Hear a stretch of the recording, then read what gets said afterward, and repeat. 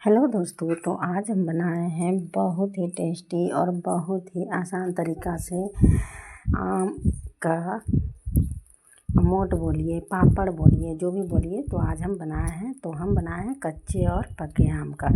तो 2 हम कच्चा आम लिए और 2 पका हुआ आम लिए हैं। तो सबसे पहले हम कच्चे आम को इस तरह से, इसका जो है डंठल वाला वो हिस्सा, उसको हम चाकू से काट लेंगे। उसके बाद हम इसको छीलने से छील लेंगे, जिससे हम आलू छीलते हैं तो उसी से हम सारा छील लेंगे।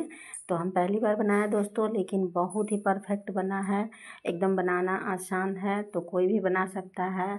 तो आप भी बनाइए और पूरी वीडियो देखें दोस्तों। और अगर वीडियो पसंद आए तो please like, comment, share and subscribe करें दोस्तों। तो इसको हम सबसे पहले इस तरह से अच्छे से छील लिए हैं, दोनों आम को, कच्चे वाले को, और छील करके हम काट लेंगे। तो ये देखिए बहुत आसानी से छिल जा रहा है। तो ये अभी का क्या है ना, हल्का सा गर्मी हो रहा है, तो मतलब हल्का गर्मी नहीं, मतलब गर्मी हो रहा है, तो ये हल्का हल्का मतलब लाल जैसा हो गया है, पर है कच्चा आम, ठीक ना। तो ये देखिए ये थोड़ा सा लाल दिख रहा है, पर कच्चा आम है, ये पका हुआ नहीं है, क्योंकि ये बहुत खट्टा है। तो ये देखिए इस तरह से हम गुठली वाला हिस्सा हम हटा दिए हैं, और ये पल्प वाला हिस्सा को हम छोटा छोटा टुकड़ा में काट लेंगे। तो इसको हम बिना पीसे, बिना घिसे हम इसको बनाएंगे आज। तो और बन भी गया बहुत ही अच्छा, बहुत ही टेस्टी बना है दोस्तों।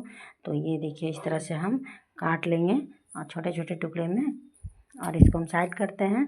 और हम अब पके आम को काटते हैं। तो चलिए इसका भी हम पहले मुंडी हटा लेंगे। तो पके आम तो छीलेंगे नहीं, ये नहीं छील सकता है क्योंकि ये एकदम पका हुआ आम है। तो इसको हम दोनों साइड से इस तरह से हम काट लेंगे, और बीच से इस तरह से चाकू से हम लाइनिंग कर लेंगे, और इधर एक लंबे लाइन करेंगे और एक तिरछे लाइन करेंगे, और इस तरह से हम, ये देखिए इस तरह से सारा पल्प इसका हम निकालेंगे। तो इस तरह से देखिए बहुत अच्छे से कट हो गया। तो अब हम इसको चाकू से इस तरह से हटा लेंगे। तो ये बहुत अच्छे से सारा बहुत आसानी से हट गया दोस्तों। और इसी तरह से हम दूसरे आम को भी, दूसरे हिस्सा को भी हम निकाल लेंगे। और ये जो है ना बीच वाले जो गुठली वाला हिस्सा है, तो इसमें जो पल्प है बस उसी को हम हटाएंगे, पूरा हम रेशा वाला नहीं लेंगे। ये देखिए ये रेशा वाला जो है इसको हम नहीं लेंगे, थोड़ा सा खाली जो पल्प है उसी को हम लेंगे। ये रेशा वाला हम साइड कर देंगे, तो इस तरह का हम नहीं लेंगे, ठीक है। और इसी तरह से हम दूसरे आम भी कट कर लेते हैं, इस तरह से चाकू से आड़ा तिरछा करके इसका सारा पल्प हम निकाल लेंगे। बहुत आसानी से निकल गया है। तो इस तरह से आप भी कट करके निकाल ले दोस्तों, ये बहुत आसानी से निकल जाता है। तो ये देखिए हमारा सारा पल्प निकल गया है कच्चे और पके आम का। तो हम 2 पके आम और 2 कच्चा आम लिए हैं। तो इसी का हम आज बनाने जा रहे हैं बहुत ही टेस्टी आम का पापड़। तो इसको हम कुकर में डालेंगे। तो ये देखिए सारा कुकर में हम डाल दिए। आप चाहे तो इसमें आधा कप पानी भी डाल सकते हैं, और इसे बंद करके 2 सीटी लगाना है। तो ये हमारा अच्छे से पक के तैयार हो जाएगा। तो ये देखिए हम इसको 2 सीटी लगा चुके हैं दोस्तों, और इसका हम सारा गैस निकाल लेते हैं, सीटी हटा देंगे। और ये देखिए हमारा बहुत ही अच्छे से पक चुका है। तो ये इसको हम इस तरह से मसल देंगे अच्छे से। तो ये देखिए बहुत अच्छा से हो गया है। तो इसको छानने का भी ज़रूरत नहीं है, क्योंकि हम पूरा जो गुठली वाला था हम नहीं दिए थे, तो इसको छानने की भी कोई ज़रूरत नहीं है, बहुत अच्छे से बन जाएगा। तो बिना घिसे, बिना पीसे, बिना छाने आपका आम पापड़ बन के तैयार हो जाएगा, बिना मेहनत का। तो ये देखिए इस तरह से सारा हो गया है, अच्छे से हम मिला लिए हैं। जिस तरह से दाल को घोटते थे पहले ज़माना में, उसी तरह से हम इसको घोट दिए हैं, छलनी से, कलछुल से ही बना दिए।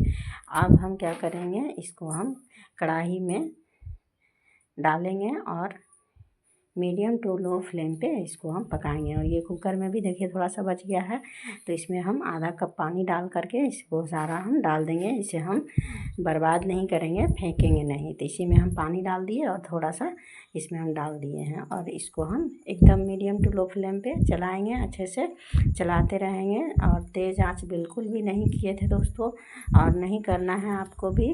तो इस तरह से हम चलाते रहेंगे, बहुत अच्छे से ये पक रहा है। तो इसको हम कम से कम 15 से 20 मिनट तक हम मीडियम टू लो फ्लेम में ही पकाएंगे, एकदम कम ताव में ही इसे पकाएंगे। और यहाँ पे देखिए मतलब 5-6 मिनट के बाद जब ये अच्छे से पकने मतलब ये होने लगा था, इसका उबाल टाइप का फदकने लगा था, तब हम यहाँ पे चीनी डालें। तो चीनी आप अपने अकॉर्डिंग डालें, जितना मीठा रख सकते हैं। तो यहाँ हम 1 कटोरी चीनी डाले थे, और इसको भी हम अच्छे से मिलाएंगे। तो 1 चम्मच और डाल देते हैं, मतलब छोटा कटोरी से हम चीनी डाले हैं, एकदम छोटा वाला कटोरी से 1 कटोरी। और यानी कि माप से कहिए तो ये 1 से 150 ग्राम होगा। और इसी में हम इस तरह से डाल करके अच्छे से हम इसे मिलाएंगे। और इसको भी हम कम से कम 10 से 15 मिनट और चलाएंगे। तो ये देखिए दोस्तों बहुत अच्छे से हो रहा है। और ये देखिए इसको हम कंटिन्यू चलाते रहेंगे, बिल्कुल छोड़ेंगे नहीं तो ये नीचे तल में चिपकने लगेगा। क्योंकि चीनी डालने के बाद इसका जो होता है चाशनी जैसा होने लगता है चीनी मेल्ट होने के बाद, तो ये सटने का भी डर रहता है। तो ये देखिए इस तरह से हम अच्छे से पका रहे हैं। और इसमें हम पानी नहीं डाले हैं, बस थोड़ा सा डाले हैं, कुकर में जो लगा हुआ था उसी में धो करके डाले हैं। तो ये हम एकदम गाढ़ा वाला बना रहे हैं। और ये देखिए इसका हल्का चिपचिपा होने लगा है। तो जब ये एकदम तार छूटने लगेगा तब हम इसको, ये देखिए तार छूटने लगा है, तो समझ जाएं कि ये हो चुका है। जो चीनी का चाशनी बन गया है पूरा अच्छे तरह से। ये देखिए इस तरह से तार जो है चिपकने लगा है।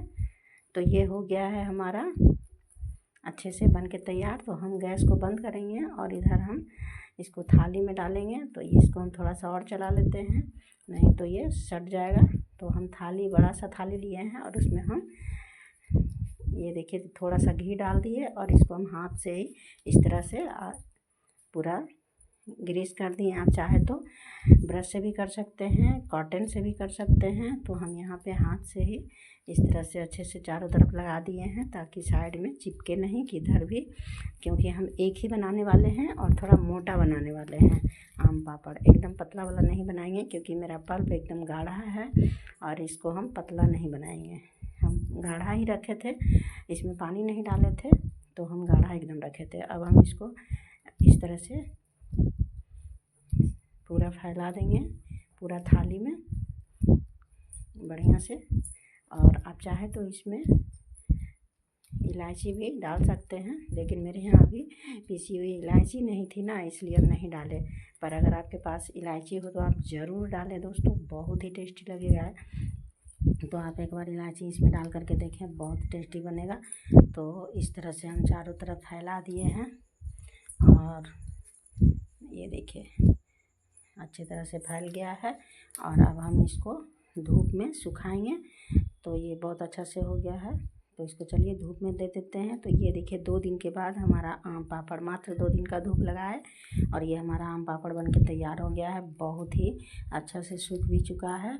तो इसको हम क्या करेंगे, साइड से इस तरह से चाकू से इस तरह छुड़ा लेंगे साइड से, और बहुत ही आसानी से निकल गया है दोस्तों।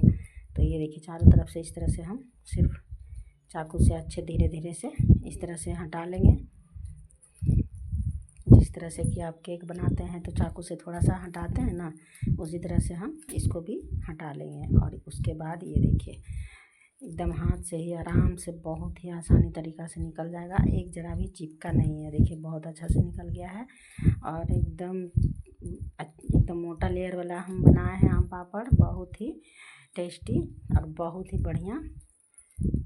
तो बहुत लोग पतले वाले बनाते हैं, तो हम सोचे नहीं, आज हम मोटा वाला ही बनाएंगे। तो इस तरह से हम एक ही आम पापड़ बनाए थे 4 आम का।